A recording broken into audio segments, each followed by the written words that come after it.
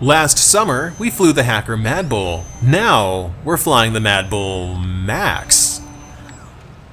Hey there, I'm John. This is Two Brothers RC, and this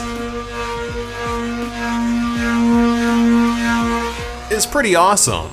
Brad from Hacker Models USA, also known as Twisted Hobbies, asked us on Facebook if we wanted to fly it.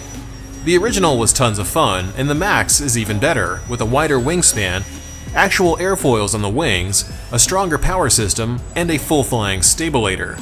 The Max improves on the original design while still keeping it light and floaty to fly, so of course we jumped at the opportunity to demo this on the channel.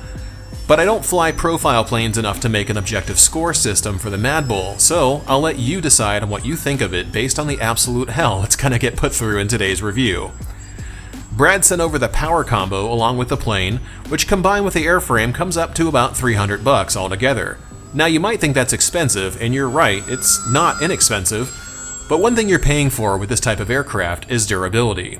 I beat the literal out of this plane, and it's still flyable. These Hacker profile planes take serious abuse.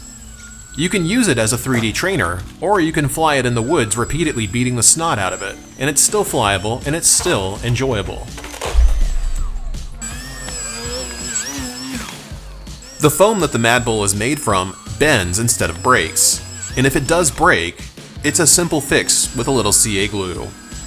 Speaking of CA glue, it would be rather remiss of me to not explain that this plane doesn't come like this out of the box. It comes in a bunch of parts that you have to assemble yourself, using copious amounts of thin and medium CA glue. But compared to the assembly for the original Madbull, this one went together way faster, only taking me a few hours over a couple of days to finish up. The end result is a lightweight aerobat that can handle confined flying without stressing over damage. Just fly and have fun. Isn't that what the hobby's all about anyway? I didn't get a chance to fly it in front of my house, but I did take it up in the woods nearby, at a local RC park, and at the Skyhawks RC field. With flaperons dropped, it almost flies walking speed. Yet, with 3 cells of power, you can make it hover, tumble, and do all sorts of other fun 3D maneuvers that you might struggle with in small spaces. It's basically a backyard flyer. I would say watch out for wind, too. The plane does a great job of getting caught up by it.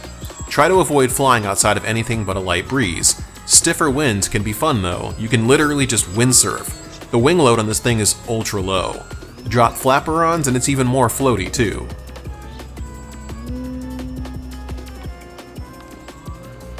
The most enjoyment I found with the Madbull was just letting me get loose and not worry about crashing.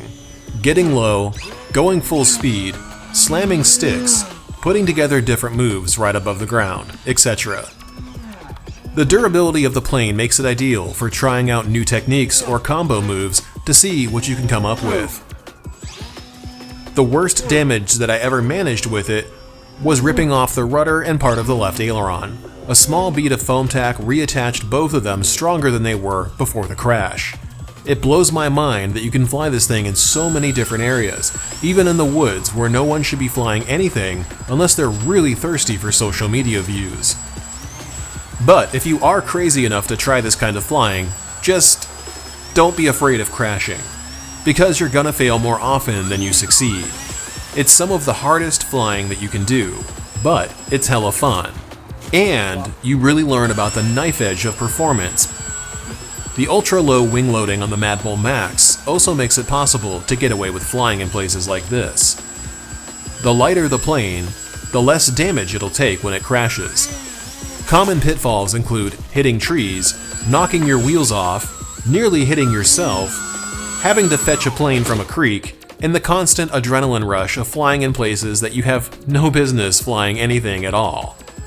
But what if you're not a forest pilot? Hey, that's cool. Stick to the fields and tear it up in the sky. It's not for everyone.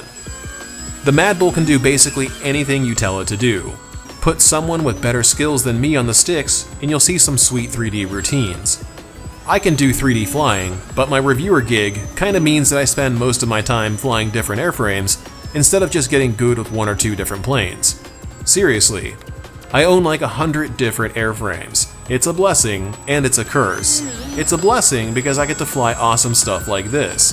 It's a curse because I'm running out of space in my house, and my wife won't let me turn the living room into another airplane hangar to expand the storage options. Madbull was born for 3D flying, and it excels at it. You can absolutely use it as a 3D trainer to learn stick movements and build your confidence with minimal anxiety. Now, I get clowned on in the comments section sometimes for trying to build you guys up and make you realize that you don't have to be ruled by anxiety.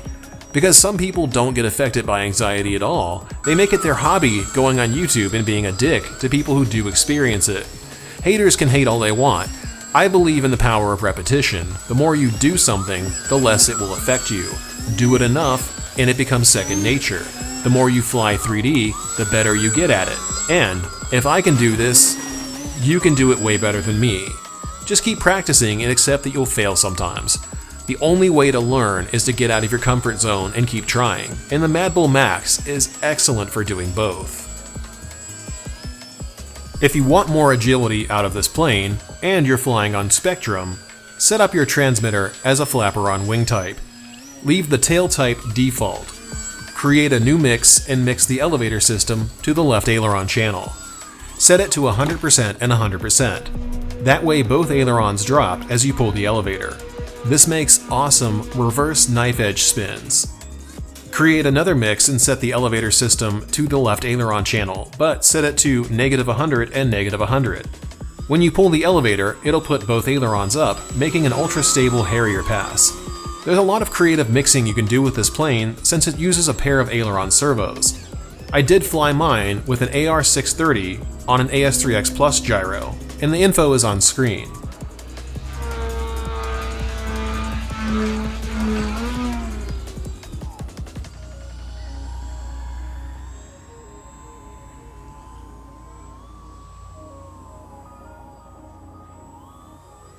Club pilots will get a kick out of this thing. I can't think of many platforms that are this capable, as inexpensive for what you're getting, and as durable as these Hacker models are.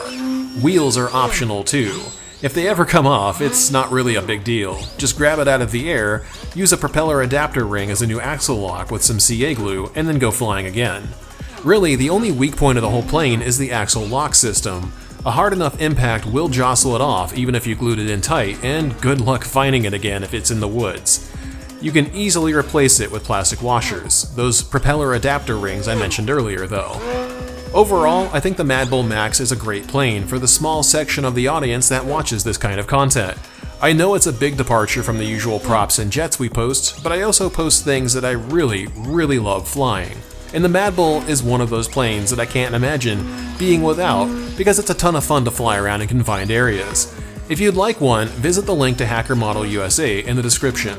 It's a non-affiliate link. I agreed to promote this plane in exchange for the airframe only.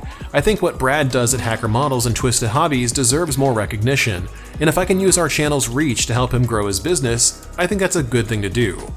I hope everyone had a Merry Christmas if you celebrate, and we'll be back again next week with the year in review on the X-Fly B1 Lancer Twin 70. See you guys then.